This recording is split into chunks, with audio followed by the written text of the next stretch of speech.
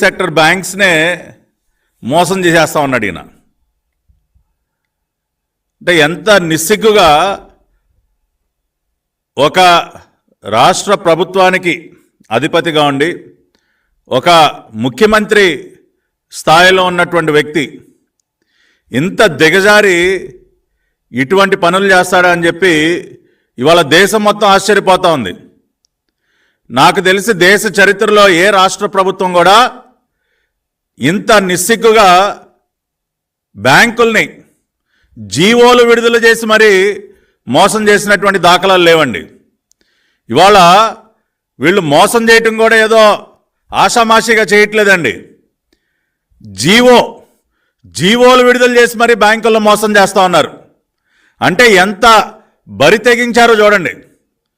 ఇవాళ దురదృష్టవశాత్తు ఈ రాష్ట్రాన్ని పరిపాలిస్తున్నటువంటి ఈ 420 సర్కార్ జీవోలు విడుదల చేసి మరీ బ్యాంకులు మోసం చేస్తూ ఉంది.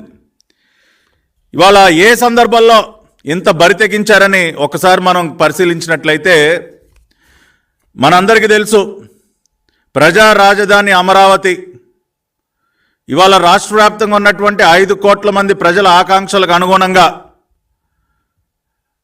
ప్రజలందరూ కోరిన విధంగా, ప్రజలందరూ కోరుకున్న విధంగా గతంలో మరి రాష్ట్ర ముఖ్యమంత్రిగా నారా చంద్రబాబు నాయుడు గారు ఒక అద్భుతమైనటువంటి ప్రజా రాజధాని నిర్మాణానికి శ్రీకారం చుట్టారు.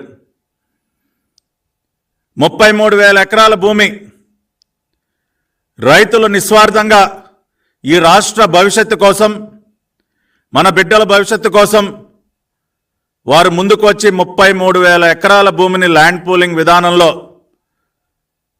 రాష్ట్ర ప్రభుత్వానికి అప్పజెప్పారు. ప్రపంచ చరిత్రలో ఇటువంటి సంఘటన మునుపెన్నడూ కూడా చోటు చేసుకోలేదు. పైసా ఖర్చు లేకుండా 33,000 ఎకరాల భూమిని రైతులు రాష్ట్రం కోసం త్యాగం చేశారు. మరి ఆ రకంగా సేకరించినటువంటి భూమిలో త్వరితగతిన రాజధాని నిర్మాణానికి శ్రీకారం చుట్టారు నారా చంద్రబాబు నాయుడు గారు. మరి దానిలో భాగంగానే మరి ముందుగా పరిపాలన రాజధాని నుంచి ప్రారంభం అవ్వాలంటే ముందుగా మనకి ఏ రకంగా అయితే ఒక సెక్రటేరియట్ కానివ్వండి, ఒక హైకోర్టు కానివ్వండి, వివిధ రకాలైనటువంటి పరిపాలనా భవనాలు కానివ్వండి, వీటన్నిటితో పాటు అధికారులు నివసించడానికి ఎమ్మెల్యేలు, ఎమ్మెల్సీలు, ఐఏఎస్లు, ఐపీఎస్లు, వివిధ స్థాయిల్లో ఉన్నటువంటి ప్రభుత్వ అధికారులు నివసించడానికి గృహ సముదాయాలు అనేవి చాలా అవసరం.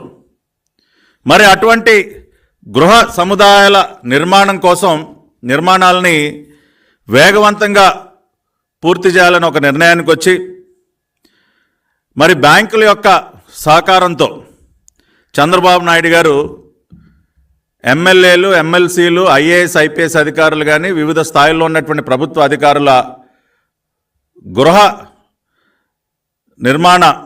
నిర్మాణానికి ఆయన శ్రీకారం చుట్టారు. MLAs, MLCs, all India service officers, NGOs, GOs and group D employees.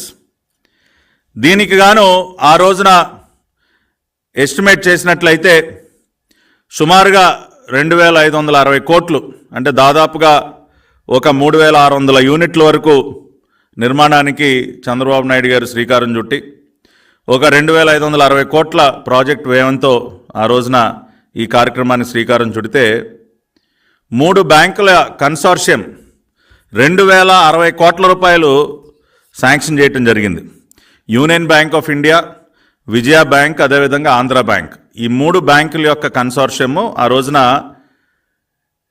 ఈ గృహ సముదాయాల నిర్మాణానికి 2,560 కోట్ల రూపాయల ప్రాజెక్ట్ వ్యయంలో 2,060 కోట్ల రూపాయలు ఈ 3 బ్యాంకుల యొక్క కన్సార్షియం శాంక్షన్ చేసింది.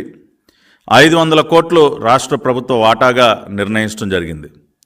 ఆ రకంగా బ్యాంకుల నుంచి రుణాలు తీసుకుని తెలుగుదేశం పార్టీ అధికారం కోల్పోయే నాటికి దాదాపుగా 70-75% నిర్మాణ పనులను కూడా పూర్తి చేయడం జరిగింది. అది ఎమ్మెల్యే, ఎమ్మెల్సీ క్వార్టర్స్ కానివ్వండి, IAS, IPS quarters, NGOs quarters, ఇవన్నీ కూడా 75% నిర్మాణాలను పూర్తి చేశారు. 1862 కోట్లకి యూటిలైజేషన్ సర్టిఫికెట్స్ కూడా, అంటే ఈ ఖర్చు చేసిన వ్యయంలో 1862 కోట్లు యూటిలైజేషన్ సర్టిఫికెట్స్ కూడా సబ్మిట్ చేసింది తెలుగుదేశం పార్టీ ప్రభుత్వం. అంటే ఎంతో పారదర్శకంగా ఆ రోజున బ్యాంకుల నుంచి రుణాలు తీసుకోవటమే కాకుండా ఆ నిర్మాణాలని వేగవంతంగా ముందుకు తీసుకెళ్ళటం, యూటిలైజేషన్ సర్టిఫికెట్స్ సబ్మిట్ చేయటం కూడా జరిగింది.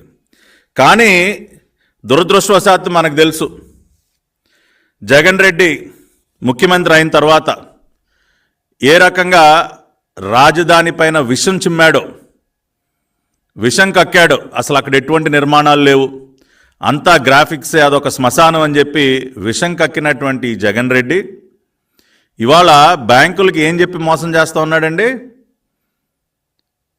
75% పూర్తయినటువంటి ఈ గృహ సముదాయాలు